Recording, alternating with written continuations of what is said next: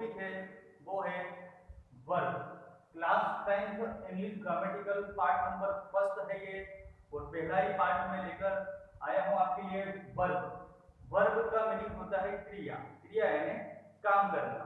Okay, जैसे कि particular अपन देखते हैं, सुनते हैं, पढ़ते भी हैं, खेलना, कूदना, भागना, उठना, खाना, नहाना, ब्रश करना, ये सारी चीजें क्या है? यही तो है verb.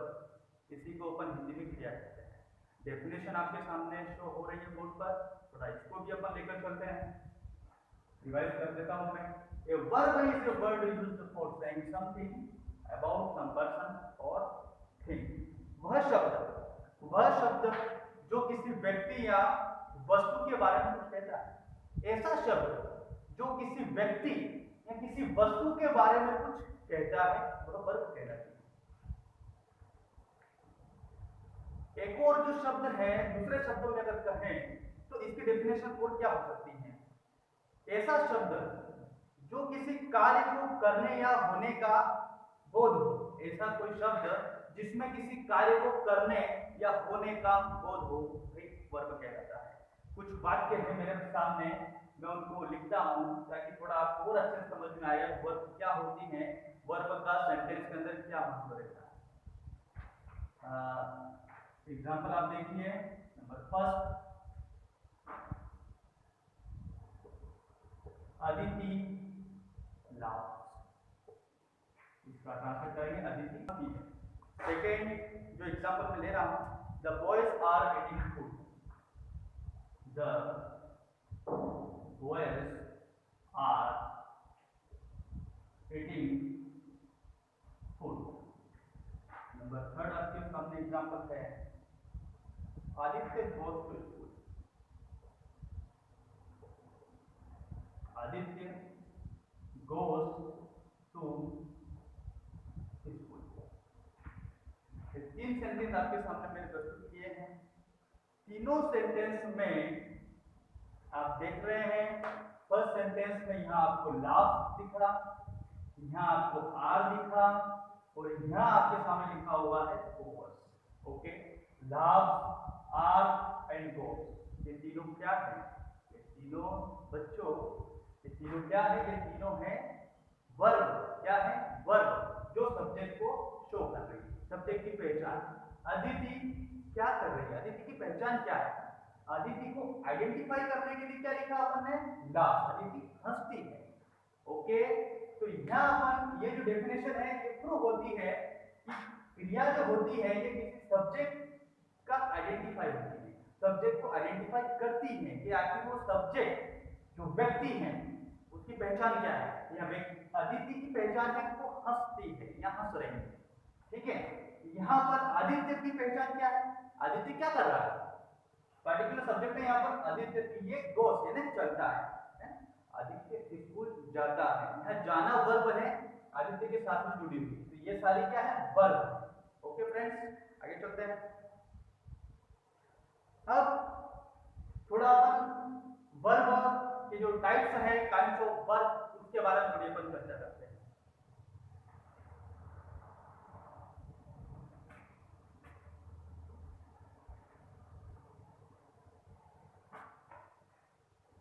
Kinds of verb.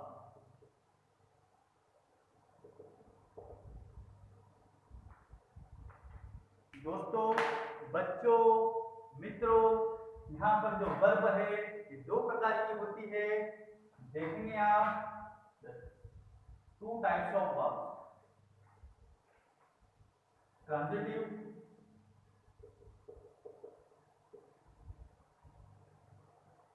Number second होता है इंट्रांजिटिव वर्ब।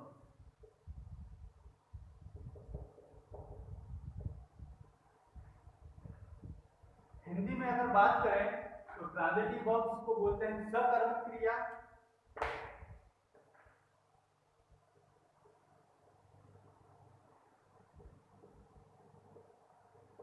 और इनट्रांजिटिव वर्ब्स को कहते हैं अकर्मक क्रिया।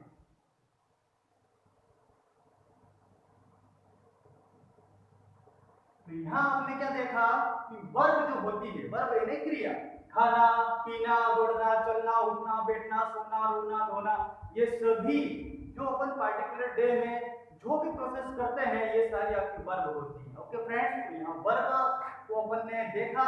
अब बात कर रहे हैं काइंड्स ऑफ वर्ब की, यानी कि वर्ब के प्रकार, क्रिया के प्रकार। तो क्रिया यहाँ पर दो प्रकार की होती है।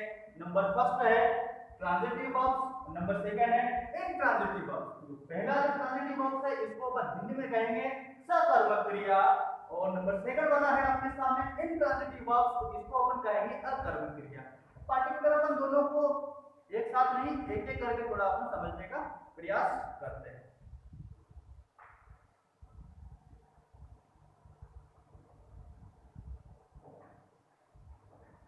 फर्स्ट है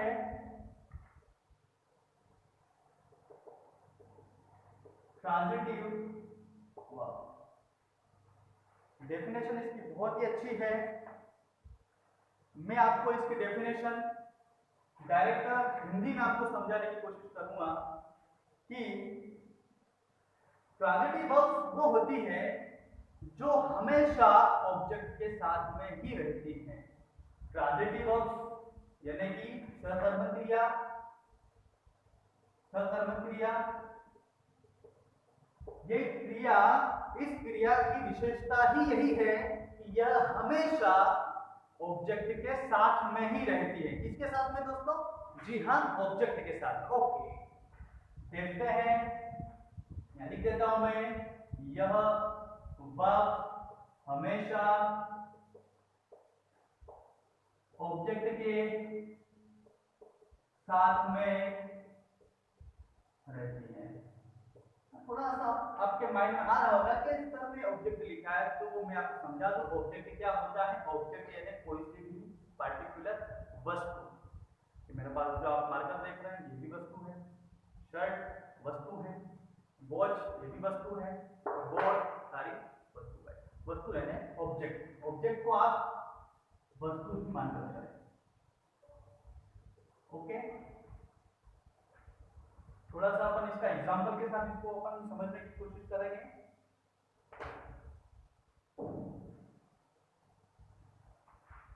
The man killed a snake.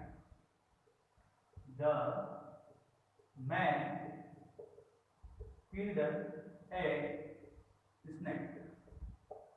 बच्चों बहुत ही अच्छा है ये वर्ब सीखने की दृष्टि से, क्योंकि बहुत सारे बच्चों का सबसे ये कठिन पाठ होता है, वो इस वर्ब को कठिन पाठ समझ लेते हैं, लेकिन ऐसा नहीं है। आपके सामने मैंने प्रस्तुत किया, आपके सामने वर्ब क्या होती है, वर्ब के कितने प्रकार होते हैं, और अपन पहला जो वर्ब का प्रकार होता है उसको अपन कहेंगे ट्रांजिटिव वर्ब यानी कि सकर्मक क्रिया।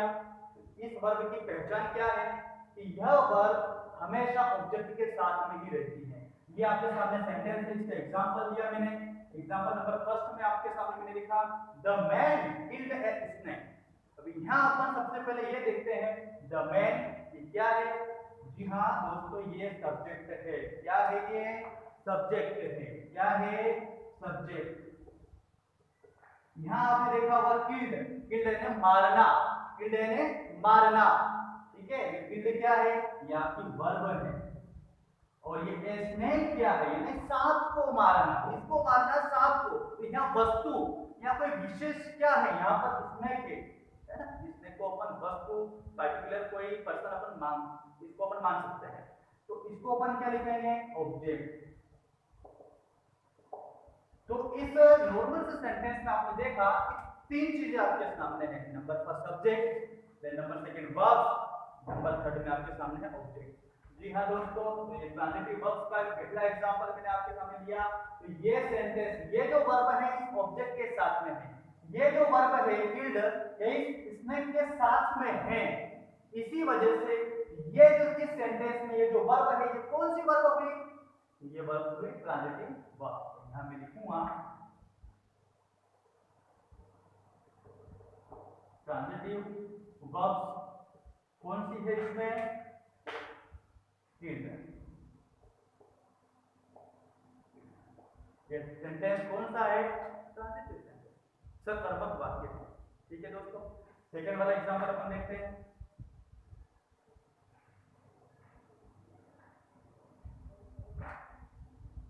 Ram made a doll.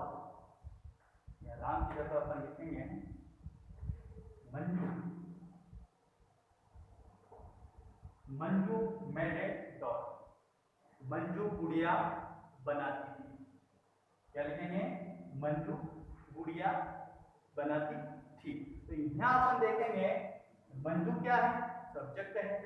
Made यानी बनाना, ये वर्ब होती है किसी भी चीज को बनाना। और ये डॉल ये क्या है? ये वस्तु है। मैंने अभी आपके सामने शो किया कि वस्तु यानी कोई सा ऑब्जेक्ट, कोई सा भी ऑब्जेक्ट क्या होता है? जो वस्तु होती है वही होती है और ऑब्जेक्ट है ना वस्तु। तो इसमें आपने देखा कि डॉल क्या है? ये ऑब्जेक्ट। ट्रांजिटिव वर्ब्स को पहचानने का बस एक ही तरीका है कि आप ऑब्जेक्ट को सबसे पहले देख लें, ऑब्जेक्ट की पहचान कर लें। अगर आप ऑब्जेक्ट की पहचान अगर कर सकते हैं तो ये तो बड़ा ही आसान है कि हाँ इसमें ऑब्जेक्ट है, तो ये फील्ड क्या होगा? ये ट्रांजिटिव वर्ब्स होगी। ये ए डॉल ये क्या है? ये ऑब्जेक्ट है। तो ये मेड क्या हुई? ये ट्रांजिटिव वर्ब्स होगी, है ना? बहुत ही आसान है। तो यहाँ क्या लिखूंगा मैं? ट्रांजिटिव वर्ब्स क्या है यहाँ पर? मेड। ठीक है फ्रेंड्स। तो बच्चों और मेरे दोस्तों, मेरे मित्रों, यहाँ जो मैंने आपके सामने जो बताया है ये ट्रांजिटिव वर्ब्स के बारे में है कि यह वर्ब्स हमेशा ऑब्जेक्ट के साथ में ही रहती हैं। ठीक है, ऑब्जेक्ट के साथ में आपको देखना है।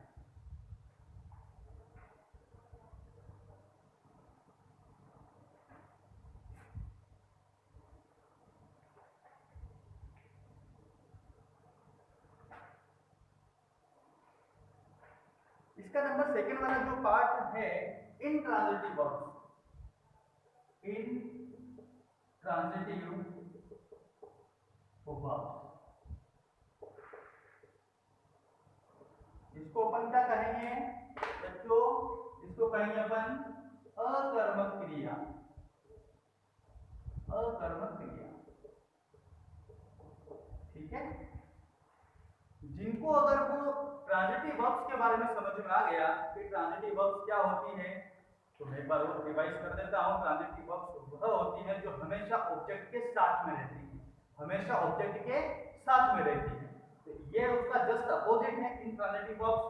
ये आपको हमेशा ऑब्जेक्ट के साथ में नहीं मिलेगी। इस वर्ब के लिए, इस प्रकार की जो वर्ब है इनट्रांजिटिव वर्ब्स, इसके लिए ऑब्जेक्ट कोई मायने नहीं रखता। एग्जांपल देखेंगे अपन। इसकी डेफिनेशन में लिख देता हूं।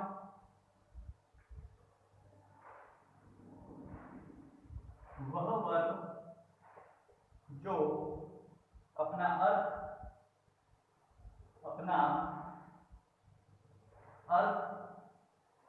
स्पष्ट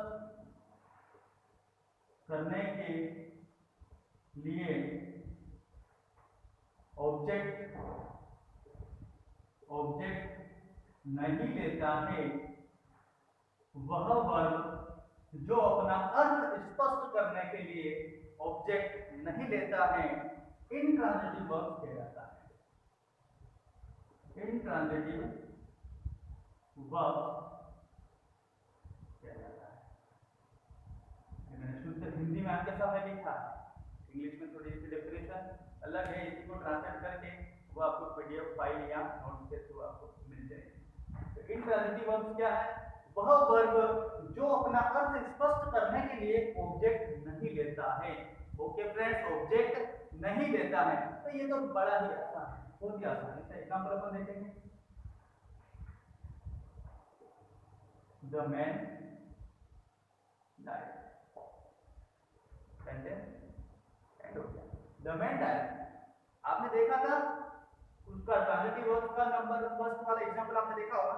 वहां लिखा था मैंने the man killed a snake. यहाँ के बाद में ऑब्जेक्ट लिखा, इसमें ऑब्जेक्ट है ही नहीं। तो ये तो बहुत ही आसान है। इसमें ये जो डाइड है ये क्या है? ये वर्ब है। तो ये वर्ब कौन सी है? ये इनट्रांजिटिव वर्ब है। कौन सी है? इनट्रांजिटिव। शॉर्ट में लिख देता हूं मैं, इनट्रांजिटिव वर्ब कौन सी होगी? आपकी डाइड। ओके फ्रेंड्स, आया आपको समझ में? इसका एक और एग्जांपल लेते हैं। The sun shines. तो द सन ये तो सब्जेक्ट हो गया आपका, और ये शाइन्स ये आपकी वर्ब है, और यहाँ ऑब्जेक्ट जो इसमें होना था वो इसमें नहीं है। अगर ऑब्जेक्ट होता तो ट्रांजिटिव वर्ब बन जाती, ऑब्जेक्ट नहीं है तो ये शाइन्स कौन सी वर्ब से बनी, ये बन गया आपकी इंट्रांजिटिव वर्ब। ठीक है,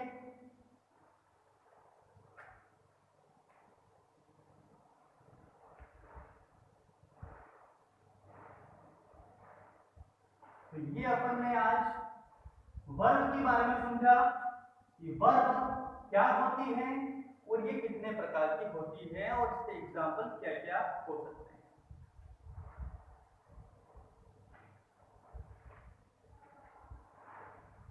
वर्ब के बारे में कुछ इंपॉर्टेंट फैक्ट्स हैं, ये भी अपने को जानना और पढ़ना आवश्यक है, क्योंकि आगे अपन, आज तो अपनी शुरुआत है इंग्लिश ग्रामर की, तो आगे अपन देखेंगे sentence, tense, time and tense के साथ में भी अपन चलने वाले हैं। सभी प्रकार के टेंस जब अपन पढ़ेंगे तो वहां आपको देखने को मिलेगा वर्ब। तो अभी जो शुरुआत है आज अपनी, तो वर्ब क्या होती है या कितने प्रकार की होती है और वर्ब कहाँ कहाँ लगती है। अभी मैं आपको बता दूं कि वर्ब के बहुत सारे फॉर्म होते हैं। वर्ब की फर्स्ट फॉर्म, वर्ब की second form, third form, fourth and fifth form भी होती है। तो सभी फॉर्म का अलग अलग अपना अपना महत्व है। सभी अलग अलग प्रकार के टेंसेस में अलग अलग प्रकार के वर्ब को अपन यूज करेंगे। ठीक है, तो कुछ इंपॉर्टेंट फैक्ट्स ऑफ वर्ब हैं, ये मैं यहाँ लिख देता हूँ और आपको समझाने की कोशिश करता हूँ। सम इंपॉर्टेंट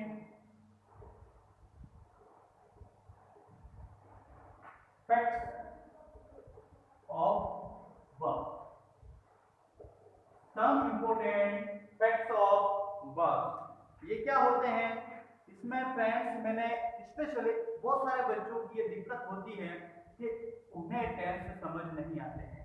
तो ऐसे बच्चे जिनको टेंस समझ नहीं आते हैं, जिनकी वास्तव में टेंस के साथ काफी दूरियां वो बना लेते हैं, तो उन बच्चों की दूरियों को नजदीकियों में कन्वर्ट करने के लिए मैंने दो फॉर्मूले यहाँ पर बनाए हैं। नंबर फर्स्ट है आपका एच फॉर्मूला। कौन सा फॉर्मूला है बच्चों? जी हाँ, एच फॉर्मूला। अब यहाँ एच फॉर्मूला क्या है? तो एच फॉर्मूला यानी इसमें अपने को तीन हेल्पिंग वर्ब देखने को आपको मिलेगी। नंबर फर्स्ट लेता हूं मैं हैज, नंबर सेकंड लेता हूं हैव एंड नंबर थर्ड लेता हूं हैड। ये तीन प्रकार की जो वर्ब्स है इसको कहते हैं हेल्पिंग वर्ब, सहायक क्रिया। इनका प्रयोग अपन टेंस के अंदर करेंगे। ठीक है, ये सारे परफेक्ट की हैं, तीनों की तीनों हेल्पिंग वर्ब। तो अपन देखेंगे यहाँ पर कि जब किसी सेंटेंस में हैज, हैव या हैड तीनों में से कोई सा भी हो तो आपको वर्ब का कौन सा फॉर्म या वर्ब की कौन सी फॉर्म आपको लगानी है।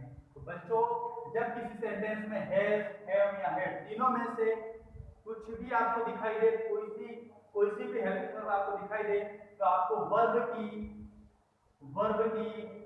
थर्ड फॉर्म, कौन सी फॉर्म?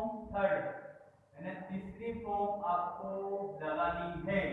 कौन सी फॉर्म लगानी है? तीसरी फॉर्म। एग्जांपल देख लेते हैं। एग्जांपल नंबर फर्स्ट देखते हैं अपन।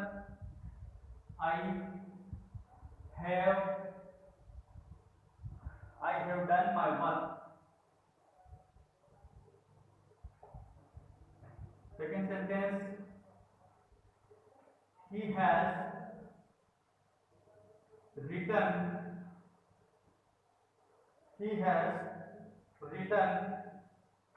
a letter।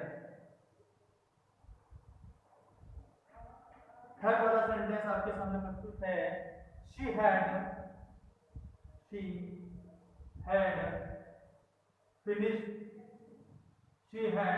finished her homework।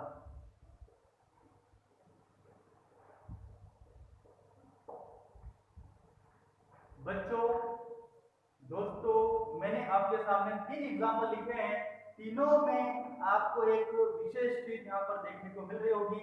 यहाँ हैव लिखा हुआ है, यहाँ हैव है और यहाँ पर हैड है। तो ये हुआ ना एच फॉर्मूला, एच फॉर्मूला है, इसमें हैज, हैव और हैड तीनों के तीनों यहाँ पर प्रेजेंट है। तो तीनों तीनों के लिए यहाँ पर क्या लिखना पड़ेगा अपने को, तो यहाँ आपको इसके जस्ट बाद आपको वर्ब की तीसरी वाली फॉर्म यूज करना है। जस्ट बाद आपको क्या करना है, वर्ब की तीसरी वाली फॉर्म आपको यूज करना है। ठीक है, ये डन, ये भी वर्ब की थर्ड वाली फॉर्म होती है। रिटर्न, ये भी राइट एंड लिखना, उसकी थर्ड वाली फॉर्म है राइट, रॉट एंड रिटर्न, तो ये भी वर्ब की थर्ड वाली फॉर्म है। और ये फिनिश्ड, ये भी वर्ब की थर्ड वाली फॉर्म आपको देखने को मिली है। ठीक है दोस्तों, तो ये हुआ आपका वर्ब के अंदर का ही ये फॉर्मूला मैंने बनाया है, जिसको कहेंगे अपन एज फॉर्मूला। इसमें हैज, हैव और हैड अगर किसी सेंटेंस में आता है तो आपको डायरेक्ट क्या लगाना है, वर्ब की थर्ड वाली फॉर्म। अधिकतर बच्चे गलती क्या करते हैं कि यहाँ वर्ब की आपके पास 5 फॉर्म आपको देखने को मिलेगी। मैं अगला वीडियो वर्ब के ऊपर ही बनाने वाला हूँ, तो इसमें आपको अधिकतर बच्चे क्या करते हैं, उनसे गलती यही हो जाती है कि वर्ब कौन सी लगाए। वर्ब अपने पास 5 है, तो बच्चे बहुत सारे आई हैव यहाँ पर डूइंग भी कर देते हैं, आईएनजी भी लगा देते हैं, जो कि यहाँ पर वर्ब अगर आप वो यहाँ लगाते हैं तो गलत हो जाती है। बहुत सारे बच्चे यहाँ ही हैज रिटन की जगह यहाँ रोट लिख देते हैं, WROT, रोट यानी लिखना, तो यहाँ वो वाली भी गलत हो जाती है, वो वर्ब की सेकंड फॉर्म है। और यहाँ शी हैड फिनिश्ड, यहाँ अगर आप ओनली फिनिश लिखकर इस सेंटेंस को कंप्लीट करते हैं तो भी सेंटेंस रॉन्ग ही माना जाएगा, क्योंकि ये एक फॉर्मूला है हैड के अंदर आपको वर्ब की तीसरी वाली फॉर्म ही लगानी है। ये बात आपको हमेशा के लिए याद रखनी है। आप 10th क्लास के स्टूडेंट्स हैं या आप 12th क्लास के स्टूडेंट्स हैं या आप किसी कॉम्पिटिशन एग्जाम की तैयारी कर रहे हैं, तो ये जो वीडियो है आज का, इसको अपन मास्टर वीडियो भी बोल सकते हैं, क्योंकि इसके अंदर जो भी चीजें मैं आपको बता रहा हूँ, जो भी चीजें मैं आपको समझाने की कोशिश कर रहा हूँ, ये आपके फ्यूचर के लिए बहुत ही ज्यादा फायदेमंद होगा, और विशेषकर इंग्लिश के लिए। तो अभी अपन ने पढ़ा एच फॉर्मूला, अब अपन नेक्स्ट पढ़ेंगे। ये आपके लिए मैं लेकर आया हूँ डी फॉर्मूला। कौन सा फॉर्मूला है दोस्तों, डी फॉर्मूला।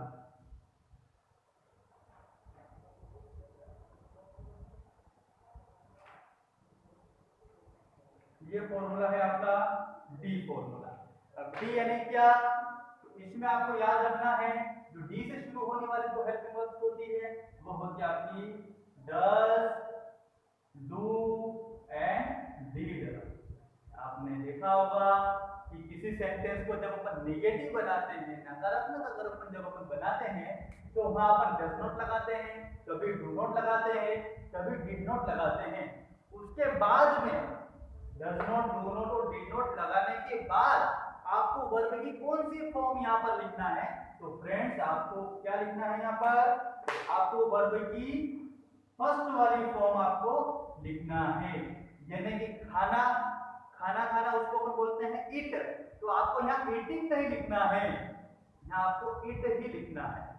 ईट की सेकंड फॉर्म होती है एट, ATE। बहुत सारे बच्चे गलती करते हैं कि डिड नॉट के बाद में एट लगा देते हैं, तो यहाँ आपको उस गलती से भी थोड़ा बचना है कि यहाँ आपको इन तीनों की उपस्थिति में आपको वर्ब की पहली वाली फॉर्म ही आपको यूज करना है। थोड़ा इसका अपन एग्जांपल देख लेते हैं। एग्जांपल से आपको थोड़ा अच्छे से समझ जाएगा। he does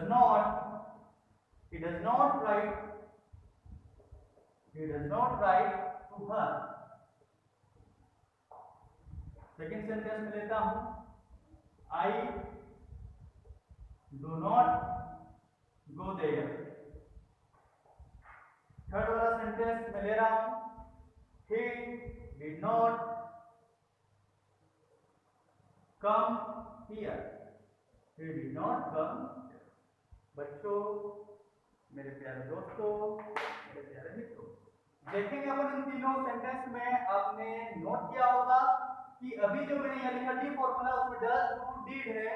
तीनों सेंटेंस में यहाँ पर डज मिला आपको, इसमें आपको डू मिला है, इसमें आपको डिड भी शो हो रहा है, दिखाई दे रहा है। इसके बाद में डज नॉट, डू नॉट और डिड नॉट, इसके जस्ट बाद में आपने यहाँ देखा राइट, इन्हें लिखना। ये वर्ब की पहली वाली फॉर्म मैंने यहाँ पर लगाई है। अगर यहाँ अगर आप गलती से अगर आप राइट की जगह रोट लिख देते हैं या इसके पीछे आप एस या एस लगा देते हैं तो भी आपका सेंटेंस रॉन्ग ही माना जाएगा।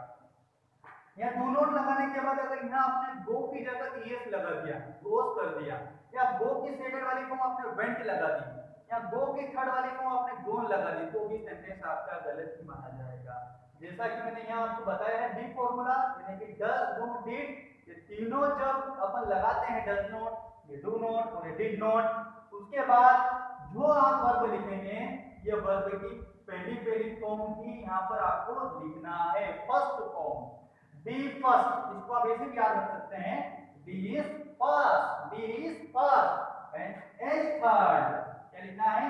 एज थर्ड, यानी कि एज फॉर्मूला में वर्ब की थर्ड वाली फॉर्म यूज होगी और डी फॉर्मूला में यहाँ पर आपको वर्ब की फर्स्ट वाली फॉर्म आपको यूज करना है। ओके फ्रेंड्स, आगे देखते हैं। और भी वर्ब्स के बहुत सारे टाइप्स मैंने, ये आपको समझ में आया होगा ऐसी मैं उम्मीद करता हूँ। आगे चलेंगे तो ये अभी अपन ने पढ़ा एस फॉर्मूला, उसके बाद अपन ने पढ़ा डी फॉर्मूला। अब पढ़ते हैं formula number third, rule number third. इसको अपन कहेंगे मॉडल ऑक्सिलरी वर्ब्स जो होती हैं। जैसे आपने बहुत सारे मॉडल देखे होंगे, can, may, could, should, would, ये सारे क्या है? ये सारे मॉडल्स हैं। तो इनके जस्ट बाद में आपको वर्ब की कौन सी फॉर्म लगानी है, थोड़ा अपन उसके बारे में भी चर्चा कर लेते हैं। तो फ्रेंड्स आप अच्छे से देखें, बच्चे भी अच्छे से देखें। Model auxiliary verb, model auxiliary verb. देखते हैं कि जब ये मॉडल ऑक्सिलरी अगर कोई वर्ब आती है पर्टिकुलर सेंटेंस में, तो अपन वहां वर्ब की कौन सी फॉर्म अपन वहां पर यूज करें। तो वर्ब की यहाँ पर मैंने आपको बताई 5 फॉर्म होती है, जो अपन अगले वीडियो में पढ़ने वाले हैं। तो वर्ब की उसमें से कौन सी फॉर्म लगाएं? फर्स्ट लगाएं, सेकंड लगाएं, थर्ड लगाएं, फोर्थ लगाएं, फाइव लगाएं। तो यहाँ आपको वर्ब की लगानी है फर्स्ट वाली फॉर्म। एक एग्जांपल इसका मैं देख लेता हूं।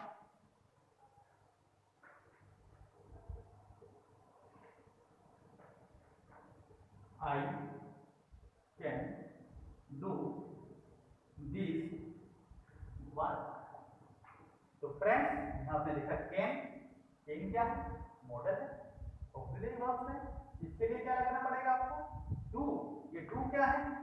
ये वर्ब की फर्स्ट फॉर्म। तो ये क्या है? ये मॉडल, ऑक्सिलरी और वर्ब है, ये है। जब इस टाइप का अगर कोई सेंटेंस आ जाए जिसमें कैन आ जाए, मॉडल का यूज हो जाए, तो यहाँ आपको डू लगाना है। यहाँ बच्चे बहुत सारी गलतियां करते हैं, डू की जगह डज कर देते हैं, डू की सेकंड वाली फॉर्म डिड होती है वो लगाने की कोशिश करते हैं, जो भी अपने मन में जो भी चीजें आती है वो लगाने की कोशिश करते हैं। लेकिन आज यहाँ मैंने आपके सामने क्लियर किया है कि जब कैन आ जाए, मॉडल आ जाए, तो यहाँ वर्ब की आपको फर्स्ट वाली फॉर्म ही आपको लगाना है। सेकंड मॉडल सेकंड देख लेते हैं। You may go there, you may go there. यहाँ आपने देखा होगा ये रहा मॉडल और ये रही आपकी वर्ब। तो वर्ब है, यहाँ मैंने लिखा गो, ये क्या है? ये वर्ब की फर्स्ट वाली फॉर्म यहाँ पर लिखी हुई और ये आपका मॉडल ऑक्सिलरी वर्ब है। तो यहाँ आपको मैंने क्लियर किया कि जब भी मॉडल ऑक्सिलरी जो भी वर्ब्स यहाँ आती है, कैन है, मे है, शुड है, जो भी आता है, उसके बाद आपको यहाँ पर वर्ब की फर्स्ट वाली फॉर्म ही आपको लगानी है। दो लिखा हुआ है या दो ने लिखा हुआ नहीं है, तो ध्यान रखें थोड़ा। रूल नंबर 4 देखते हैं। पहले आपने रूल देखा एच फॉर्मूला, सेकेंड आपने देखा डी फॉर्मूला और नंबर थर्ड आपने देखा मॉडल ऑक्सिलरी वर्ब्स वाला फॉर्मूला। तो उसमें मॉडल के साथ में वर्ब की कौन सी फॉर्म अपन यूज करते हैं। तो फ्रेंड्स रूल नंबर 4 आप देखें।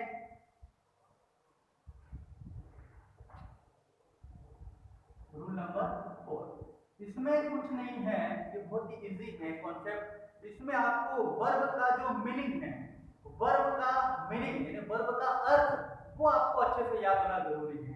कुछ स्पेशल वर्ब्स स्पेशल सेंटेंस में ही प्रयुक्त होती हैं। एक एग्जांपल मैं आपके सामने यहाँ लिखूंगा, उससे आपको क्लियर हो जाएगा कि आखिर मैं क्या कहना चाहता हूँ, आपको क्या समझाना चाहता हूँ। एग्जांपल आप देखें, who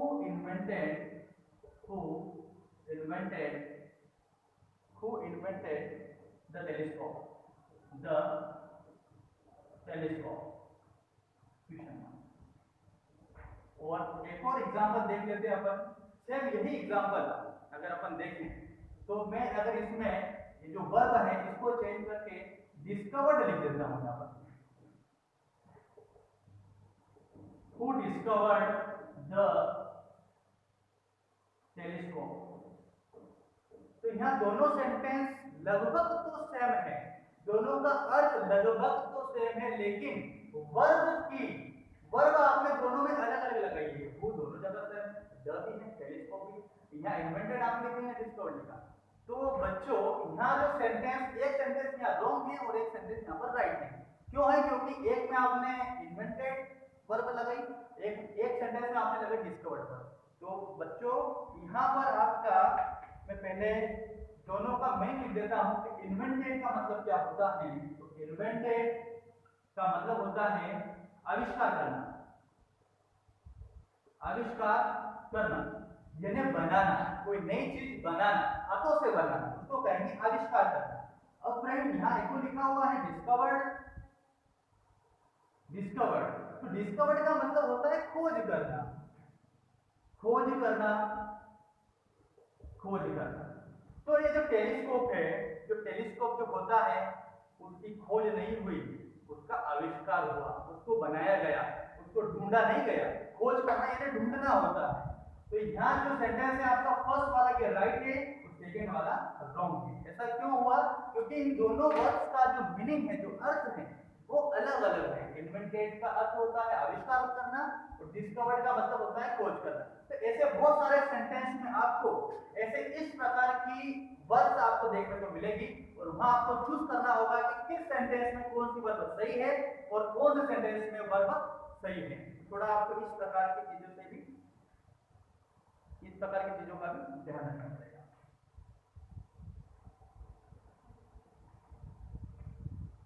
तो फ्रेंड्स, बच्चों, मित्रों, दोस्तों, आज का ये जो पहला वीडियो था इसमें अपन ने पढ़ा स्टार्ट में वर्ब क्या होती है। तो वर्ब क्या होती है? वर्ब होती है कि किसी भी कार्य को करने का जो सिस्टम होता है, किसी भी कार्य को करना, किसी भी कार्य को करना क्रिया कहलाती है, वर्ब कहलाती है। वर्ब कितने प्रकार की होती है? वर्ब दो प्रकार की होती है। कौन कौन से? Kinds of verbs. Number first होता है ट्रांजिटिव वर्ब्स और नंबर सेकंड होता है इंट्रांजिटिव वर्ब्स। ट्रांजिटिव वर्ब्स का मतलब होता है सकर्मक क्रिया और इंट्रांजिटिव वर्ब्स का मतलब होता है अकर्मक क्रिया। ट्रांजिटिव वर्ब्स, नंबर फर्स्ट वाला जो वर्ब का प्रकार है उसको देखें आप, एक बार सुने। तो ट्रांजिटिव जो वर्ब्स होती है उसका मतलब होता है वह हमेशा ऑब्जेक्ट के साथ में रहती है, वह हमेशा ऑब्जेक्ट के साथ में रहती है। और एक होता है इंट्रांजिटिव वर्ब्स, तो उसमें ऑब्जेक्ट की कोई आवश्यकता नहीं होती है। आप सेंटेंस जैसे ही देखेंगे आप डायरेक्ट पता कर लेंगे ये ट्रांजिटिव वर्ब्स वाला है और ये इंट्रांजिटिव वर्ब्स वाला है। ओके फ्रेंड्स, उसके बाद फिर मैंने आपको बताया एज फार्मूला। एज फार्मूला क्या होता है? जिसमें हैज, है और हेड आ जाए किसी भी सेंटेंस में, तो वहां आपको वर्ब की थर्ड वाली फॉर्म यूज करना है। उसके बाद फ्रेंड्स मैंने बताया आपको डी फार्मूला, यानी जिस किसी सेंटेंस में डू, डज, डिड हो वहां आपको वर्ब की फर्स्ट वाली फॉर्म आपको यूज करना है। उसके बाद मैंने आपको बताया था मॉडल ऑक्सिलरी वर्ब्स वाला फॉर्मूला। कोई सा भी मॉडल आ जाए, कैन, मे, शुड में, can, may, should, might, must, जो भी आ जाए उसके बाद आपको वर्ब की हमेशा फर्स्ट वाली फॉर्म ही आपको यूज करना है। देन उसके बाद मैंने बताया रूल नंबर 4 जो अभी आपके सामने था, इसमें अपने को जो भी वर्ब है उसका मीनिंग, उसका अर्थ अपने को पता होना जरूरी है। कौन सी वर्ब किस सेंटेंस में प्रयुक्त करना है इसका नॉलेज भी आपको होना चाहिए। कुछ प्रैक्टिस के लिए मैं आपको कुछ क्वेश्चन दे रहा हूं, इसको भी आप क्लियर करें। ट्रांजिटिव, इंट्रांजिटिव वर्ब्स वाले आपको यहां चूज करना है कि इनमें कौन सा ट्रांजिटिव है,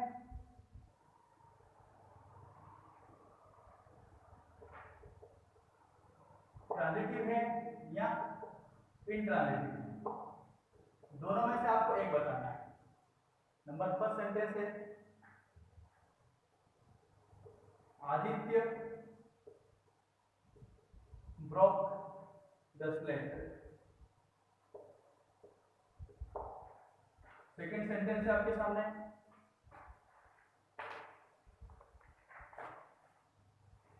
he flies his kite, he flies his kite। Number third है आपके सामने she comes from Indore, she came from Indore. Fourth है आपके पास sentence, the boy broke the glass. ये चार सेंटेंस मैंने आपके सामने लिखे हैं। चारों में से आपको यही बताना है कि इनमें कौन सा ट्रांजिटिव है और कौन सा इंट्रांजिटिव है। इसके बाद आपको चूज करना है करेक्ट वर्ब। करेक्ट वर्ब ये आपको लगानी है। उसके लिए मैं आपको सेंटेंस लिख रहा हूं, यूज करेक्ट वर्ब। इसके लिए नंबर पर सेंटेंस है आपके सामने,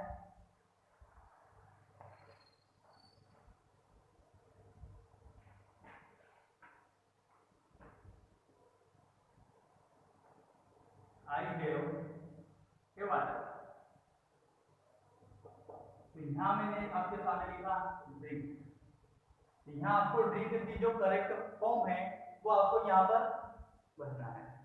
तो यहाँ आपके सामने हैव आया है, यानी एस फार्मूला। एस फार्मूला में अपन क्या करते हैं वो आपको यहाँ से उठा के ऐसा के साथ लिखना है।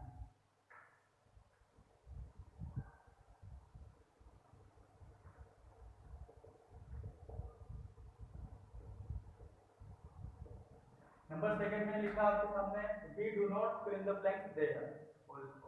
लास्ट में लिखा मैंने आपके सामने गो। तो आपको यहाँ फिल इन द ब्लैंक्स में गो की जो करेक्ट फॉर्म है, करेक्ट जो उसकी फॉर्म है, 5 फॉर्म होती है वर्ब की, उसमें से कोई सी भी एक यहाँ पर लगानी है।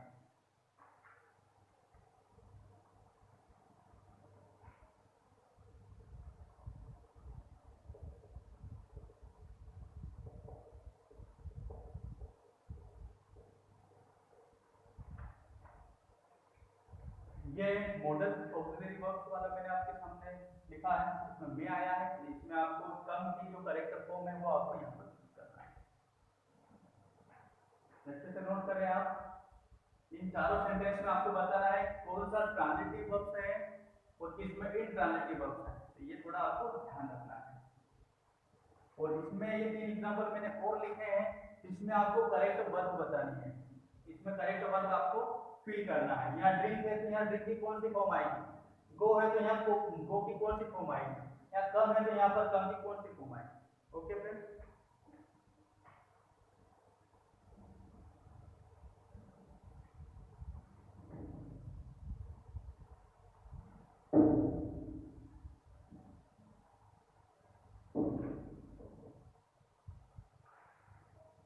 तो आज का मेरा ये जो टॉपिक था वर्ब का, ये लगभग पूर्ण हो चुका है। कल मैं आपके सामने वापस एक और वीडियो लेकर आने वाला हूँ, जिसमें वर्ब की जो फॉर्म होती है वो कौन कौन सी होती है, कौन कौन सी वर्ब ज्यादातर काम आती है सेंटेंस को बनाने में, ज्यादातर जो वर्ब्स हैं वो किन किन प्रकार के टेंस में प्रयुक्त की जाती है। ये सारी चीजें अपन देखेंगे कल के वीडियो में।